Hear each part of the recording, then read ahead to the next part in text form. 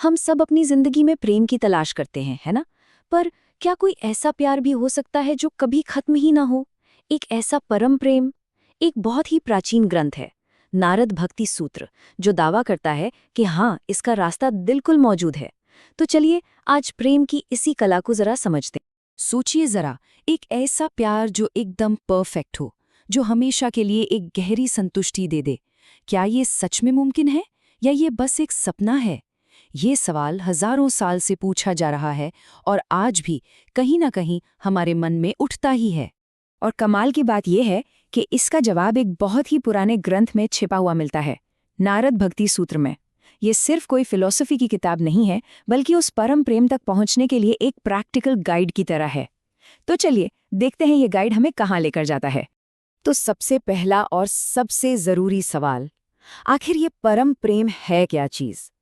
ग्रंथ में इसके लिए एक बहुत खास नाम दिया गया है, पराभक्ति।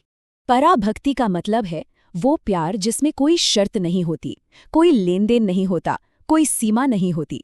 ये वो एहसास है जब कोई किसी से इतना गहरा जुड़ जाए कि खुद को ही भूल जाए। और सूत्र कहते हैं कि यही वो प्रेम है जो हमें नश्वर होने के डर से आज़ाद करके सही मायनों में अमर बना देता है।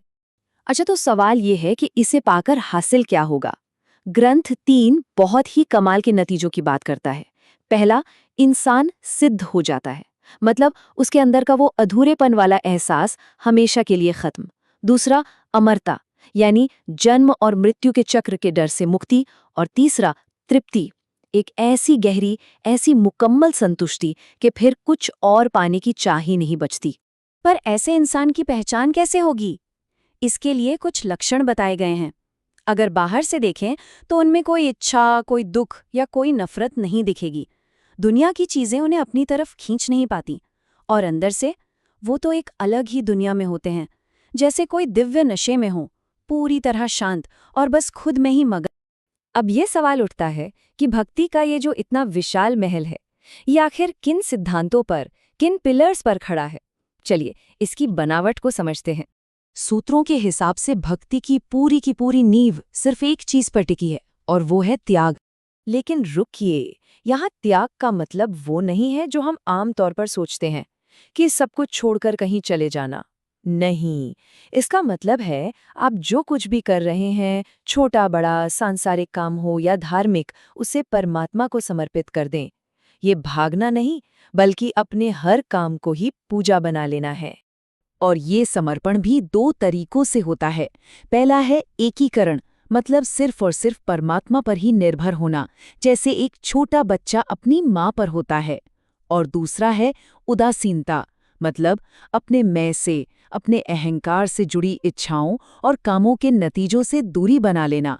मतलब काम करो पर फल की चिंता में मत उलझो। एक और दिलचस्प बात यह है कि भक्ति को अलग-अलग ऋषियों ने अपने अपने नजरिए से समझाया है, हालांकि उन सबका लक्ष्य, मंजिल एक ही थी। देखिए, अलग-अलग गुरुओं ने इसे अलग-अलग तरह से देखा। जैसे ऋषि व्यास के लिए भक्ति का मतलब पूजा पाठ और कर्मकांड था। वहीं ऋषि गर्ग का मानना था कि भक्ति का असली रूप कथाओं और कीर्तन सुनने सुनाने में है। और ऋषि शांडिल्य ने एक बहुत जरूरी बात जोड़ी कि भक्ति से मिलने वाला आनंद और आत्मा का आनंद, ये दो अलग-अलग चीजें नहीं होनी चाहिए।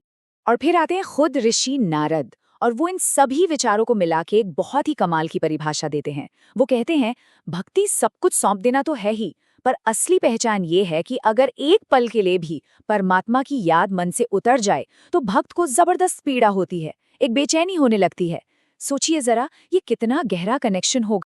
अच्छा, अब इन सारे सिद्धांतों को एक कहानी के जरिए समझते हैं। पराभक्ति का सबसे बड़ा, सबसे जीवंत उदाहरण किसे माना जाता है? व्रज की गोपियों को। कृष्ण के लिए उनका जो प्रेम था, उसे ही पराभक्ति का सबसे बड़ा सबूत माना जाता है।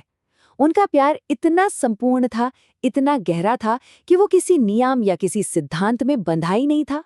उनके प्रेम की गहराई देखिए। एक जगह वर्णन आता है कि वो अपने रोजमर्रा के काम करते हुए भी लगातार कृष्ण का ही गुणगान करती थीं। उनकी आंखों में आंसू रहते थे और मन में सिर्फ कृष्ण ही बसे होते थे। उनका पूरा जीवन ही कृष्ण की याद बन गया था। लेकिन यहीं पर ये ग्रंथ एक बहुत बड़ी चेतावनी भी देता है कि गोपियों के प्रेम की नकल करना बहुत खतरनाक हो सकता है, क्योंकि बिना मन की पूरी शुद्धता के ये भक्ति नहीं रहेगी, बल्कि सिर्फ एक दिखावा या कुछ और बनकर रह जाएगी। तो आखिर में ये सवाल आता है कि नारद भक्ति सूत्र भक्ति के इस रास्ते को दूसरे आध्यात्मिक रास्तों से बेहतर क्यों बताते हैं? ग्रंथ के मुताबिक इसके 3 बड़े कारण हैं। पहला, कि कोई चाहे कोई भी रास्ता अपना ले, कर्म, ज्ञान या योग, उन सब की मंजिल, उनका आखिरी फल भक्ति ही है। दूसरा, ये अहंकार को जड़ से खत्म कर देता है और परमात्मा को विनम्रता सबसे ज्यादा पसंद है। और सबसे जरूरी, आज के इस दौर में इसे अपनाने के लिए सबसे आसान और सबसे सीधा रास्ता माना गया है। इसे समझने के लिए एक बहुत ही सुंदर उदाहरण दिया गया है जीवन की चाय का। अगर हमारे कर्म पानी हैं और हमारा ज्ञान दूध, तो भक्ति वो चीनी है जो इन सबको मिलाकर जीवन को मीठा और आनंद से भरपूर बनाती है। और चीनी के बिना बाकी सब कुछ फीका ही है। तो ये सारी बातें हमें एक बहुत ही गहरे सवाल पर लाकर छोड़ देती हैं। किसी दूसरे की खुशी में अपनी खुशी खोजने का असल मतलब क्या है? शायद यही उस परम प्रेम का सार है जिसका रास्ता नारद भक्ति सूत्र हमें दिखाते हैं।